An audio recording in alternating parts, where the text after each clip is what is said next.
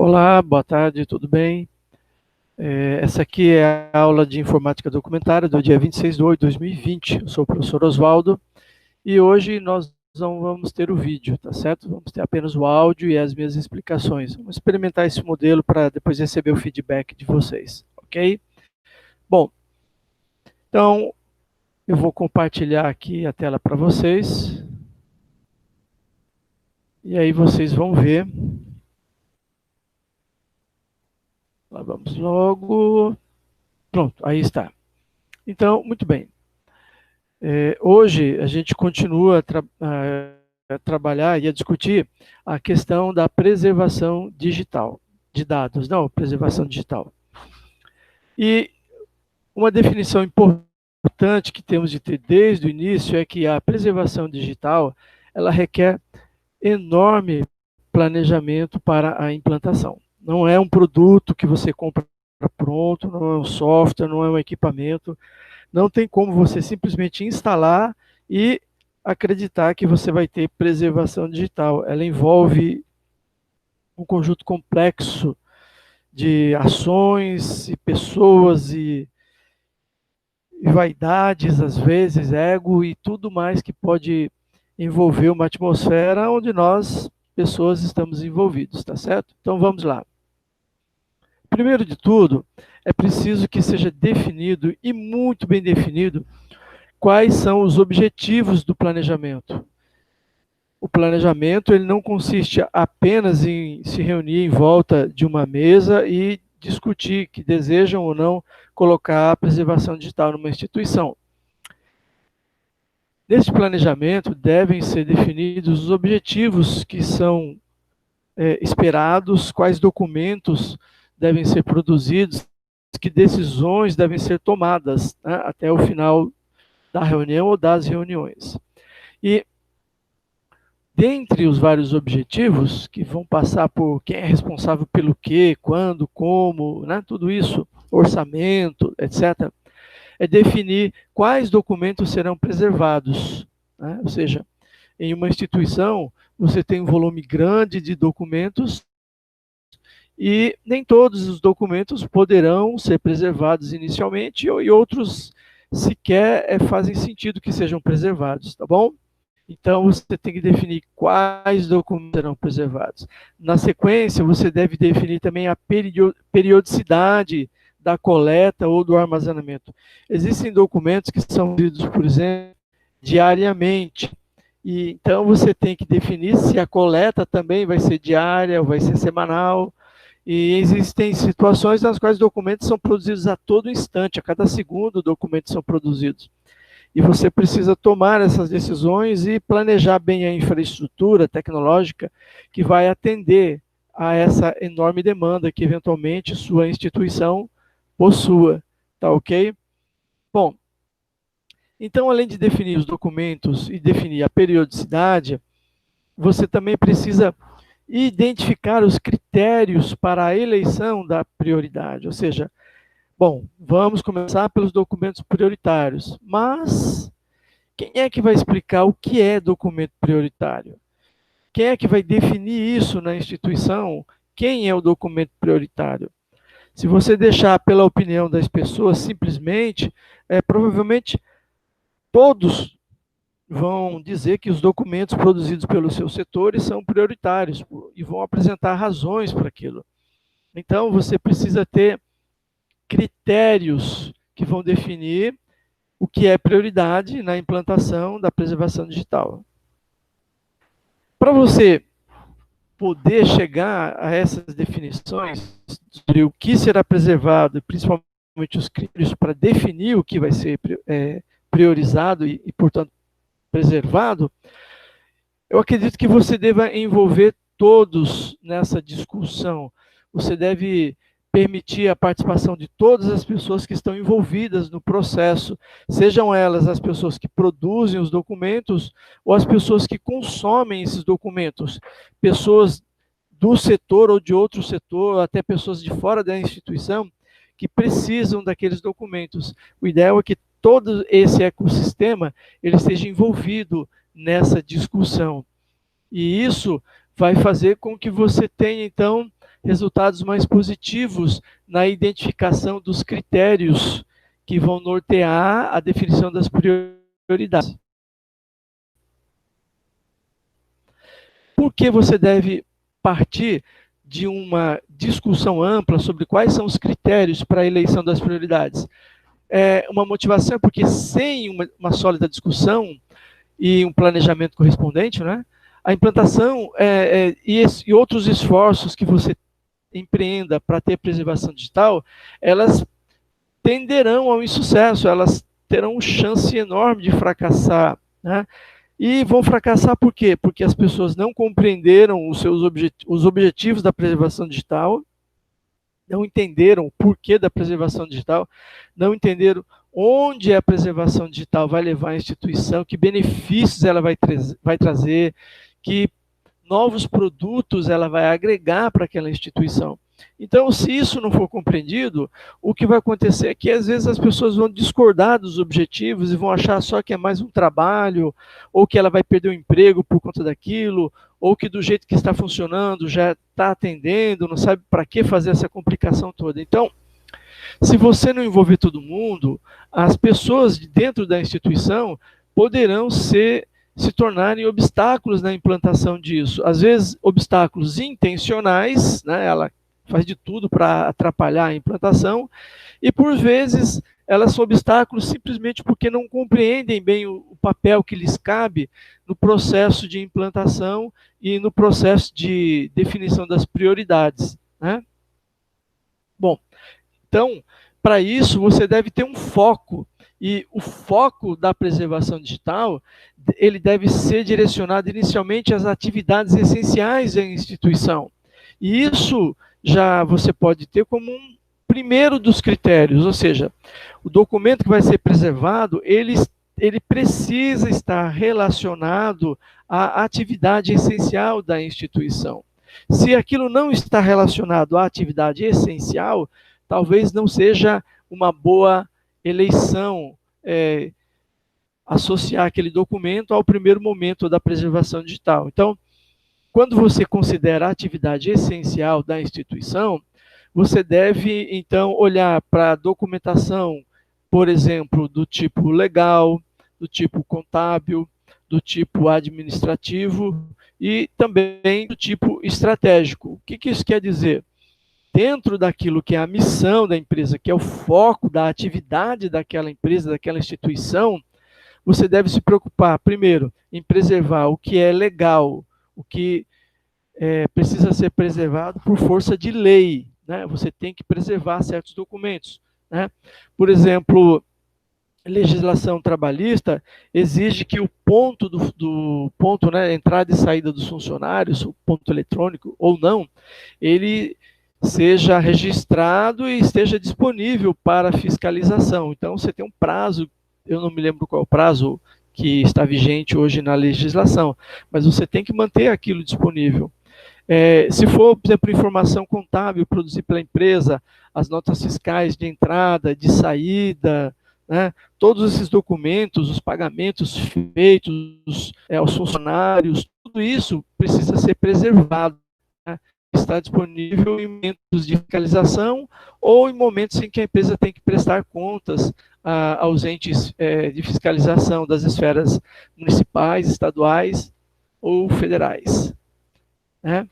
Então, a proposta esfera estadual ou federal, né? Dificilmente você vai ter aí uma empresa que tem várias esferas estaduais ou várias esferas nacionais, né? Então, você não tem isso, você não tem uma federação, você não tem vários países, né? Nós prestamos conta só naquele país que você está, onde a atividade é feita. Então, nas esferas municipal ou municipais, estadual ou estaduais e federal, tá bom? Anotem aí o correto. Bom, além disso, junto com esse foco, você vai perceber certas dificuldades, certos obstáculos e desafios que vão surgir a partir do momento que você quer fazer a implantação, tá bom? Então, você, como obstáculo, você vai ter a desmotivação ou o não engajamento das pessoas nas atividades. Então, para isso, você precisa o quê? Precisa motivar a participação de todos no processo. Motivar a participação de todos no processo significa não obrigá-las a participar, mas convencê-las das vantagens, dos benefícios de participar e dos benefícios que virão da implantação daquele tipo de serviço, tá certo? Com isso, você vai ter, então, além do obstáculo, o desafio de motivar o obstáculo e desafio de diminuir a resistência, principalmente dos detentores do conhecimento institucional.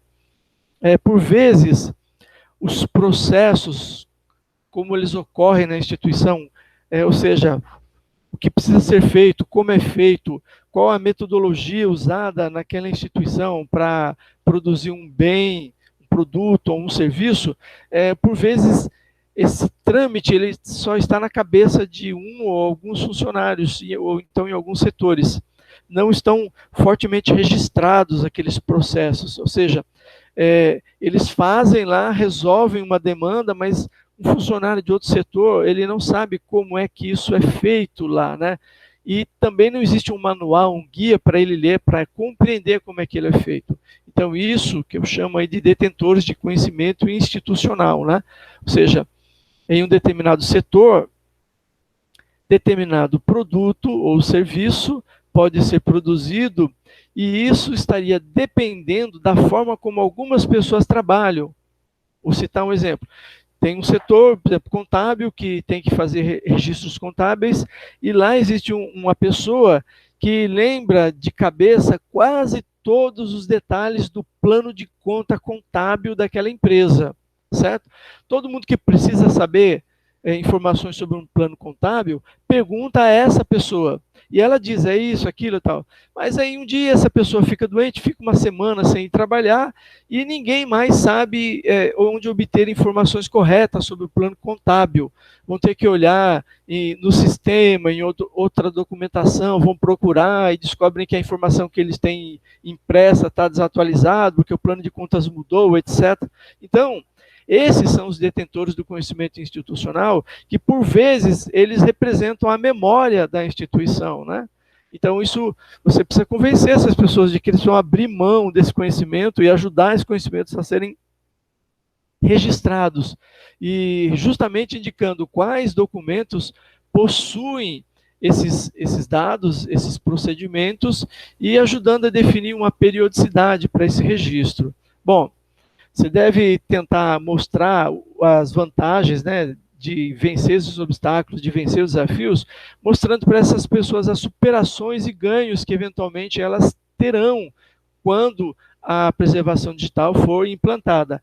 E quando nós falamos de superação e ganho, por exemplo, você deve tentar construir uma imagem real, ou seja, não é enganar o funcionário, o associado, o colaborador daquela instituição, de que as coisas ficarão mil maravilhas, mas você deve construir uma imagem real de como a preservação digital vai contribuir para o fortalecimento daquela instituição e mostrar a melhoria nas condições de trabalho que a preservação digital vai trazer e o aumento da produtividade que pode vir com a preservação digital. Você deve mostrar para ele que depois desse esforço pode ficar mais fácil conseguir realizar certas atividades, ou então pesquisar e obter dados, obter documentos sobre determinada atividade, de maneira que o trabalho que hoje é muito ruim, mexendo, por exemplo, em arquivos, em suporte material, em suporte de papel, né? Ele vai poder pesquisar aquilo confortavelmente no computador, no sistema, e não só consultar, mas cruzar com outros dados, e que a vida dele dentro da instituição terá uma melhora significativa, né? Ele não vai ter que mexer mais com arquivos de papel, por vezes, fora de condições adequadas, como com mofo, com pragas, né, que possa trazer qualquer até risco de saúde ocupacional para esse colaborador. Então, você deve mostrar os benefícios daquilo. E certamente você vai, então, tentar, aliás, você vai tentar, não, você vai conseguir diminuir um pouco a resistência dele quando ele perceber que ele continua sendo relevante para a instituição e que Muito pelo contrário, ele não terá mais trabalho, ele vai ter menos trabalho, a coisa fica mais interessante para ele, tá certo? Bom, além disso, você deve colocar como o primeiro pensamento, o pensamento mais importante em tudo, é que a preservação digital não pode ser algo desconectado da vida normal da instituição. É vital que ela melhore o acesso ao ativo documental e ao capital intelectual daquela instituição. Se a preservação digital for uma coisa a mais desconectada, ela provavelmente não vai vigorar e provavelmente ela não vai conseguir ser inserida na vida das pessoas dentro da instituição, ela vai passar a ser só mais um peso, ninguém vai ver benefício daquilo. A preservação digital tem que ser pensada de maneira que ela se conecte na instituição como um fator positivo para aquela instituição, um fator que ajude todos os colaboradores a chegar ao objetivo da instituição, diminuindo custos, diminuindo prazos, aumentando a eficiência, aumentando a produtividade. E aumentar a eficiência e aumentar a produtividade com menor esforço é um objetivo fantástico. Se você conseguir vender isso para as pessoas, conseguir convencer as pessoas de que esse é o principal objetivo, é o pensamento norteador da implantação de uma preservação digital, você vai ter a colaboração delas para ajudarem a definir as prioridades, né, definir os critérios pelos quais vocês vão decidir o que é prioritário de ser preservado, não só no momento inicial, mas ao longo de um ciclo de evolução da preservação digital. E dessa maneira, eu acredito que a implantação da preservação digital em uma instituição, ela começa a ter ares de positividade e as pessoas passam a ansiar por ter aquilo funcionando, porque aquilo passa a ser um fator positivo para que a pessoa possa participar daquilo. Bom, para a gente poder fixar isso que foi discutido, eu vou propor, então, uma atividade prática para você, que é a seguinte. Primeiro, ela é individual ou em grupo de até 3 integrantes. Pode ser, faça aí sozinho, ou com um colega, ou com outros 2 colegas. Se organizem, tá certo? Com aqueles com quem você tem um bom contato, boa comunicação. Bom, e a atividade prática é, para uma biblioteca, você identifique quais seriam os documentos nas suas categorias, como eu havia falado anteriormente, né? Olha, cadê? Seja legal, contábil, administrativa ou estratégica, né? Você identifique quais são os documentos que deveriam ser preservados naquela biblioteca. E, além disso, identifique também possíveis elementos do capital intelectual da biblioteca que poderiam ser preservados, tá bom? E aí você vai poder ter ideia da facilidade ou da dificuldade de realizar esse trabalho. Se você pensou no acervo, você já começou errado, tá certo? Essa atividade não tem nada a ver com o acervo. Então você deve sair desse paradigma e pensar um pouco mais na instituição, como preservar o que é prioritário para a instituição e quais são os benefícios dessa provável preservação digital, tá certo? Essa atividade prática, ela deve ser entregue até dia 8/9, né? Temos então um prazo legal, e você deve entregar pelo SIGA, e sem possibilidade de entrega após essa data, tá? Não deixe para o último dia, tá bom, pessoal?